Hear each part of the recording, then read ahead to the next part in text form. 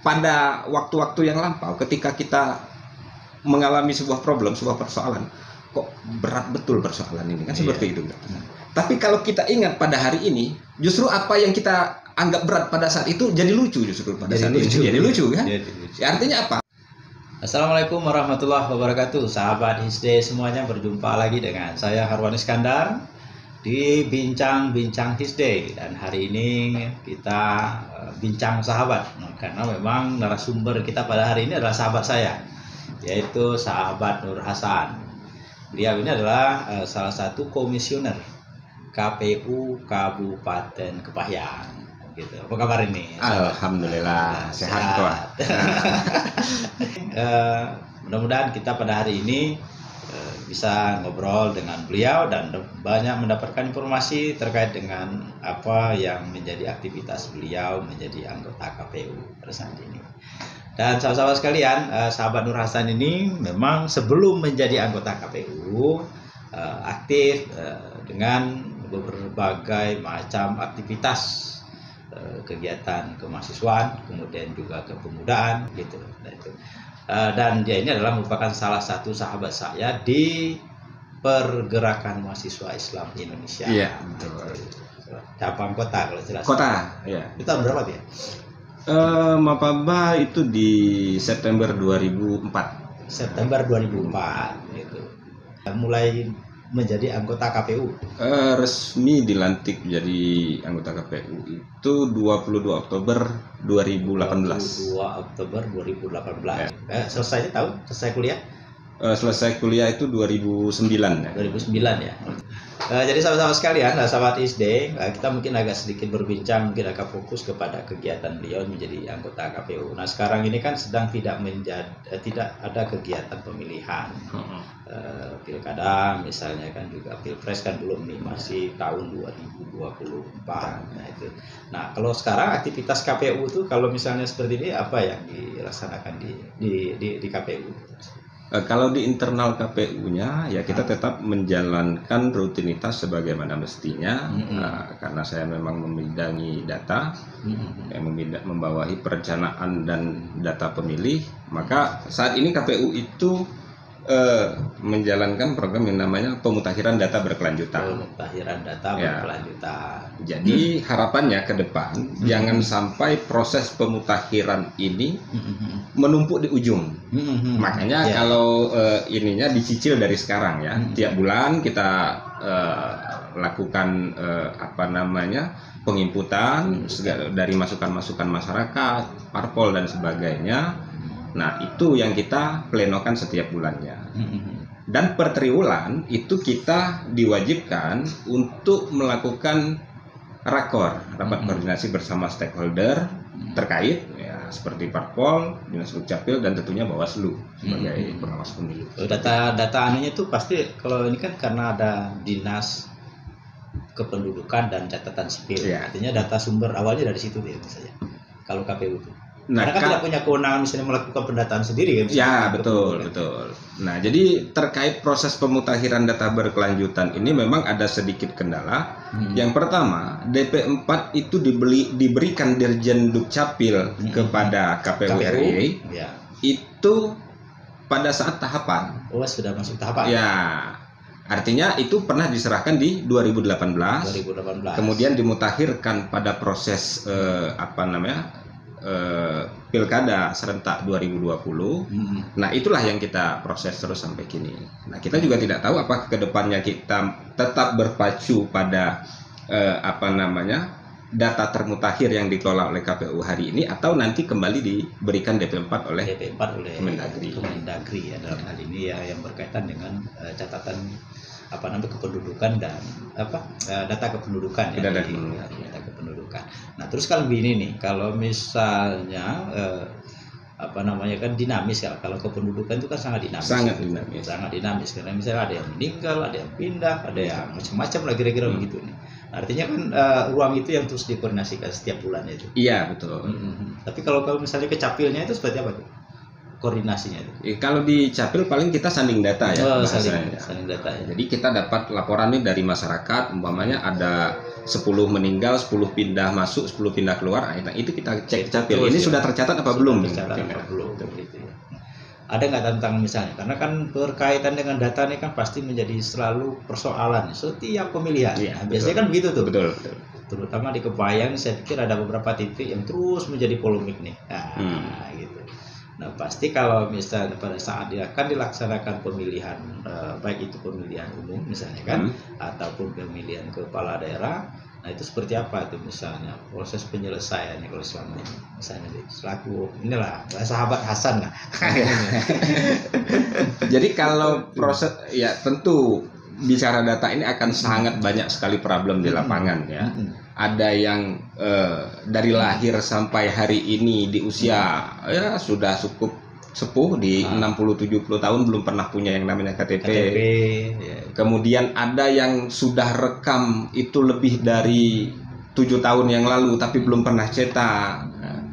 Segala macam ya itu kita kembalikan berdasarkan regulasi yang ada, baik regulasi yang di KPU maupun di Capilnya seperti itu. Tentu dengan KPU sebagai lembaga yang terjun langsung ke masyarakat beserta perangkatnya sampai di PPS, maka itu kita mencoba memfasilitasi, menjembatani antara masyarakat sampai kepada Capil. Ya. Sehingga dia itu memiliki hak untuk memilih. Iya. Seperti itu. Ya, endingnya seperti itu.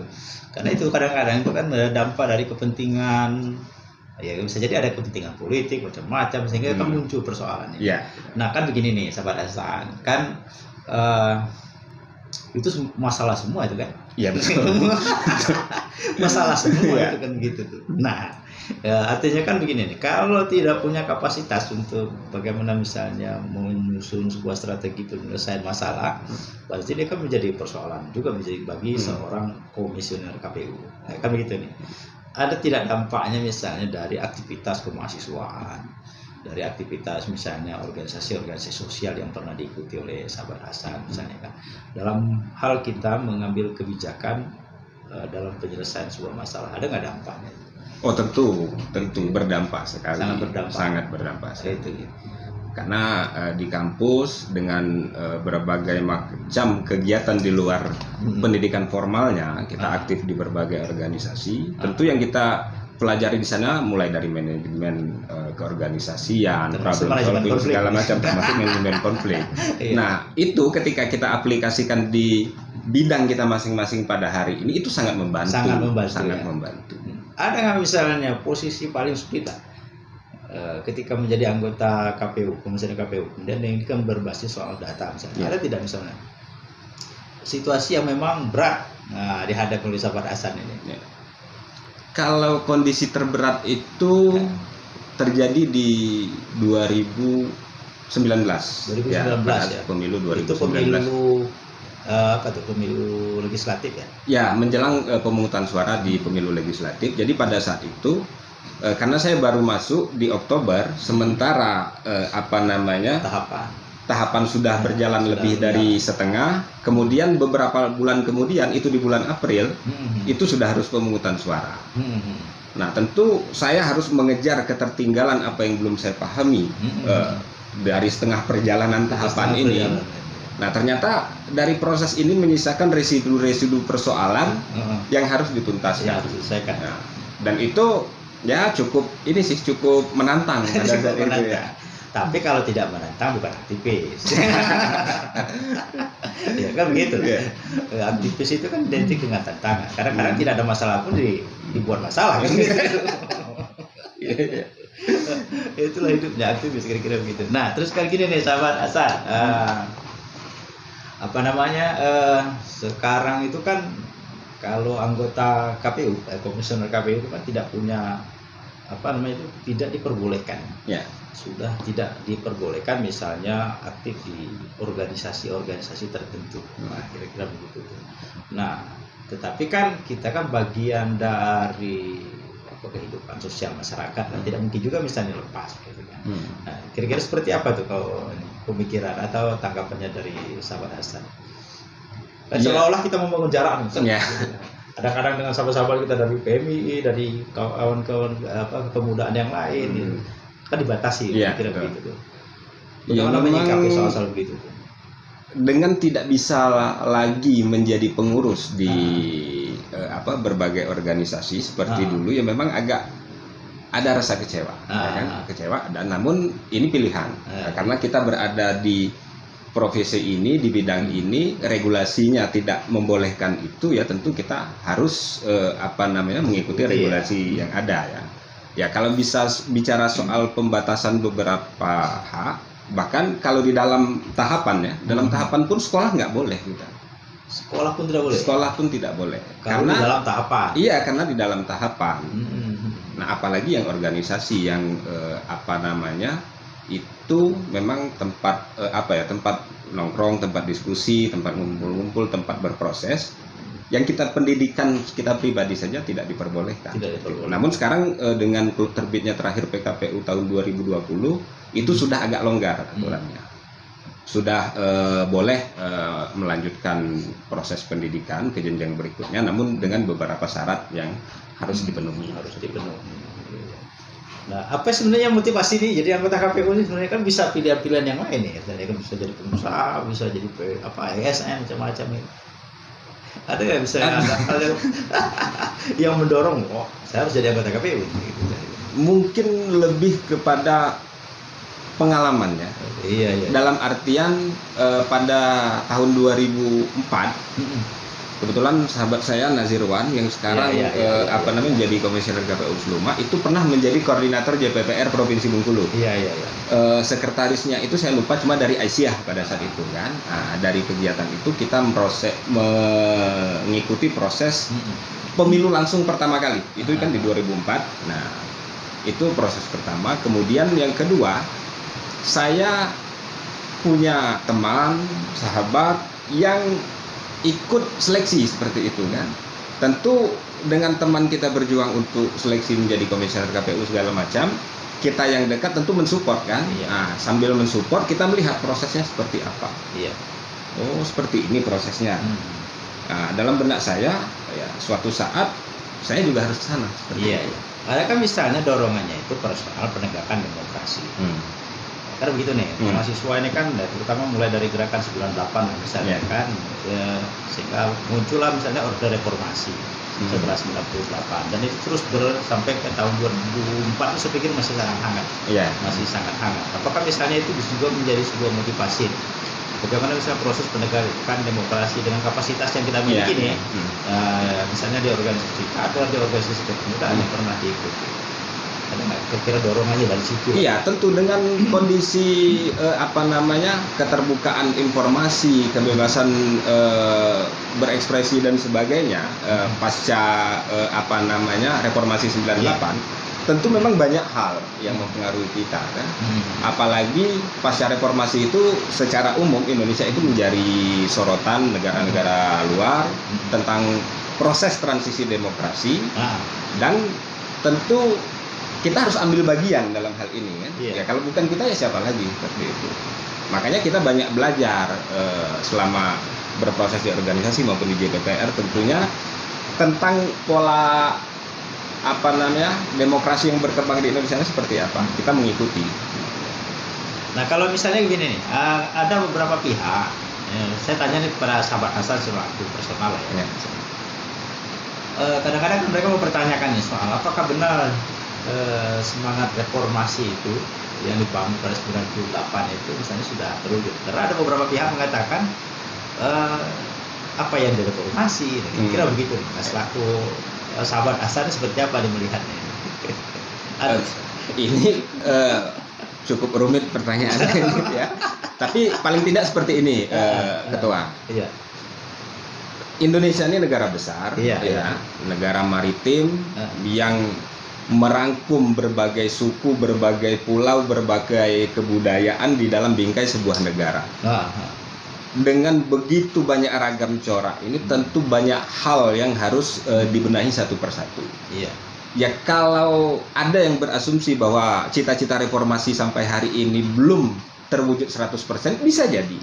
Karena mengurai benang kusut ini tidak mudah. Tetapi bukan berarti tidak berhasil. Gitu. Tapi mungkin belum maksimal. Iya. Oke, sahabat-sahabat History semua, menarik saya pikir pembincangan kita dengan sahabat Hasan. Tapi gini nih sahabat Hasan, terkait dengan berbagai macam persoalan yang ada di KPU. Selaku sahabat Hasan menjadi salah satu komisioner KPU. Karena kan memang KPU ini kan menjadi tumpuan orang kan. Menjadi tumpuan orang dalam mewujudkan sebuah kepemimpinan yang demokratis, kepemimpinan yang yang baik, kira-kira begitu. Karena kan harapan itu sangat besar. Kenapa misalnya KPU itu dibentuk ini kan bagaimana menjaga semangat bangsa ini untuk menciptakan kepemimpinan yang baik, kira-kira begitu. Ya kan?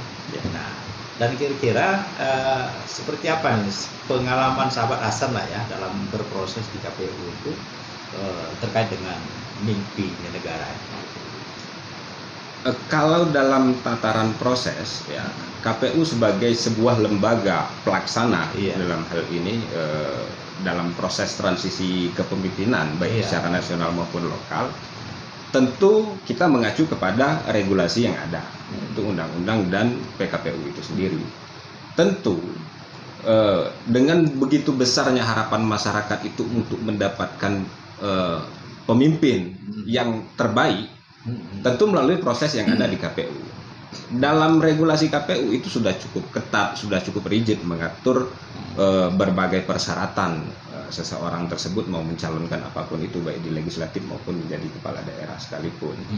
Namun persoalan kepuasan masyarakat terhadap kinerja KPU itu persoalan lain seperti itu ya. Karena kita menjalankan semuanya berdasarkan regulasi yang ada seperti itu. Ya, kalaupun hari ini masih ada yang berasumsi miring terhadap kinerja KPU, ya kita tidak bisa tidak bisa membantah dengan frontal dalam artian yaitu asumsi mereka seperti itu. Tapi ketika mereka memang mau diskusi, ini tahapan yang kami kerjakan, ini regulasi yang kami pakai. Terus salahnya di mana?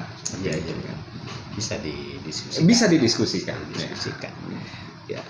Tapi karena memang gini, masyarakat ini dengan semangat yang menggebu-gebu ini kan kadang-kadang memang dia mengharapkan hasilnya itu ya luar biasa lah kira-kira begitu. Tetapi memang ada berbagai macam persoalan yang muncul dalam prosesnya. Misalnya saja begini, ketika di 2019 misalnya kan, ketika penetapan calon masih muncul misalnya koruptor misalnya kan, ex narapidana ex narapidana koruptor yang misalnya itu masih menjadi perdebatan begitu kan, yang terjadi di, saya pikir bukan hanya di Kepayang, di mana saja itu terjadi.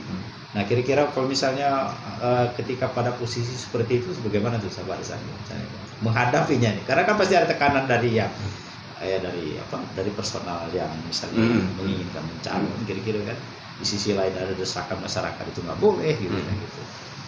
Ya, kalau untuk kasus Bengkulu itu kan terjadi pada proses pilgub yang lalu ya. Kalau di Kepayang alhamdulillah tidak ada di situ. Namun dari awal KPU provinsi kami memantau pada saat itu sudah keras menolak di awal bahwa narapidana koruptor yang bebas murni belum 5 tahun maka tetap tidak bisa mencalonkan diri. Namun pada saat itu berproses di Bawaslu segala macam sehingga diputuskan oleh Bawaslu harus masuk. Nah, yang harus dipahami oleh masyarakat adalah KPU sebagai lembaga pelaksana sebagai lembaga pelaksana undang-undang itu tidak bisa membantah apa yang direkomendasikan oleh Bawaslu. Apapun keputusan Bawaslu ya kita terima, seperti itu harus kita jalankan. Seperti kalau 2019 ada PSU di Desa Kampung Bogor di 3 TPS pada saat itu dengan segala macam proses yang ada pada saat pleno akhirnya diputuskan PSU, ya KPU harus melaksanakan itu dengan tempo waktu yang tidak lebih dari 5 hari mempersiapkan itu. Tapi dengan beban kerja yang sama tuh. Nah terus ada nggak misalnya nih kan kita kan selaku bagi Hasan kan misalnya kan memiliki sahabat atau junior kita lah, teman-teman yang mungkin dari PMI atau apa gitu kan, dari NU misalnya kan gitu. Kira-kira seperti apa harapannya lah selaku sahabat Hasan yang hari ini menjadi seorang komisioner KPU, untuk bagaimana mereka bisa menangkap peluang-peluang posisi strategis yang harus dimasuk oleh kader lagi, yang harus ditangkap oleh kader. Dalam beberapa kesempatan berdiskusi ya, baik saya dengan senior, saya dengan teman-teman seangkatan maupun adik-adik yang menjadi junior pada saat ini yang masih berproses baik di PMI, IPNU dan sebagainya. Saya selalu sampaikan yang terpenting itu adalah peningkatan kapasitas dan kapabilitas diri kita. Iya. Ketika kita punya kapasitas, maka dilempar kemanapun kita akan sanggup menjalani prosesnya seperti itu. Itu yang pertama. Kemudian jangan pernah cengeng selama berproses. Iya. Pahit, getir segala macam itu ya nikmati aja. Itu sebagai bagian dari proses. Kita itu terkadang ketika kita menghadapi masalah, kita merasa seolah-olah Tuhan meninggalkan kita. Padahal disitulah Tuhan ingin membuktikan kita bisa naik kelas atau tidak seperti itu. Nah, mungkin sahabat-sahabat yang lain, mungkin ketua sekalipun, pada waktu-waktu yang lampau, ketika kita mengalami sebuah problem, sebuah persoalan, kok berat betul persoalan ini kan seperti itu. Tapi kalau kita ingat pada hari ini, justru apa yang kita anggap berat pada saat itu jadi lucu justru pada saat itu. Jadi lucu kan? Ya, artinya apa?